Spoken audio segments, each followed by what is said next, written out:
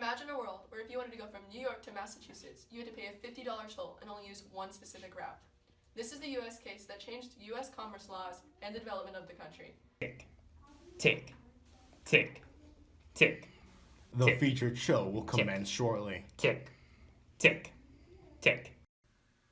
While the U.S. Constitution already had a commerce clause before this case, it was severely limited in what it could regulate. The original Commerce Clause only dictated that the federal government could regulate the trade of goods across state lines. Anything else was left to the state. This led to many awkward situations, one of which led to this landmark case. The case of Gibbons versus Ogden started in 1798, when the state of New York granted an exclusive license on steamboat navigation within the state of New York for the creation of a steamboat that can navigate up the Hudson River. Soon the two sold their rights to the monopoly between New York to New Jersey trade to a man named Aaron Ogden.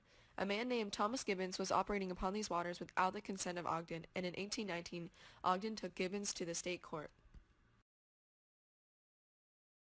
It's a good day to be navigating on the Hudson. You have a permit for these waters? I don't. Well, you're breaking the state law. Oh yeah? Maybe I'll just take this to court.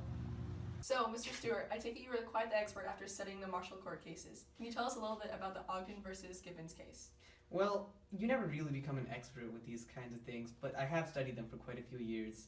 In my opinion, the Gibbons versus Ogden case is really one of the landmark cases in U.S. history. It's not quite as flashy as some of the other events in U.S. history, but when you really think about it, it helps make the U.S. one continuous country instead of having lots of disparate cultures. Before this, navigation could be monopolistic, but this basically forced navigation to be under the Bureau of the federal government, which allowed interstate travel to become a lot more easy, and that helps facilitate a sort of universal culture amongst the states.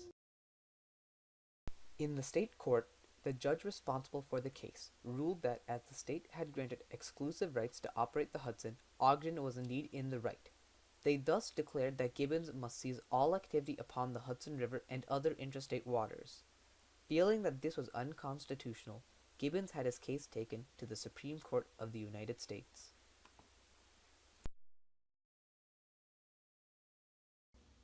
I was given, and won, exclusive rights to operate steamboats in New York. According to the Constitution, Congress has power over interstate trade. This law is between state lines, therefore unconstitutional. I rule for Ogden. Gibbons, you must stop all activity in the Hudson River. Well then, I guess I'll just appeal to the Supreme Court. Mr. Stewart, why do you think the state would allow for such a monopolistic practice? Well, when you look at the state of New York at this time period, they really had a lot of trouble navigating intrastate waters upstream. So in much the same way that modern states, hire corporations to manage toll roads, the state of New York granted a monopoly to Fulton and Livingston if they had managed to come up with a steamboat that could easily navigate upstream the Hudson. But the problem with that is that lots of sailors and people who wanted to go into other states to the Hudson had to pay really high taxes and fees to the people who owned that monopoly. So when it was taken to the Supreme Court, the federal government decided to take the side of Mr. Gibbons instead of Ogden and open up navigation to everyone and essentially put the navigation under the power of the federal government. The Gibbons versus Ogden case was one of the cases handled during John Marshall's time as Chief Justice of the Supreme Court. During his time in the Supreme Court, he handled many landmark cases and helped expand the power of the federal government, especially that of the judicial branch. In his ruling on the Gibbons versus Ogden court case, he ruled that only Congress could govern interstate trade and navigation. I appeal to the U.S. Supreme Court because Ogden's actions are unconstitutional and the state of New York does not have the power to give exclusive rights on interstate trade. According to the Commerce Clause of Section 8 of the Constitution, the Congress shall have the power to regulate trade among the several states. How dare you? You federal tyrants are just trying to limit my power of the state government. By unanimous decision, we rule that Gibbons is allowed to operate on the Hudson River between New Jersey and New York. I knew that I could trust our legal system. Following the fiery case, Chief Justice John Marshall ruled in favor of Gibbons, stating that the state of New York infringed upon the Federal Licensing Act of 1793. The Supreme Court, upon examination of the Commerce Clause within the Constitution, ruled that the meaning of among in the phrase commerce among the several states meant intermingled with.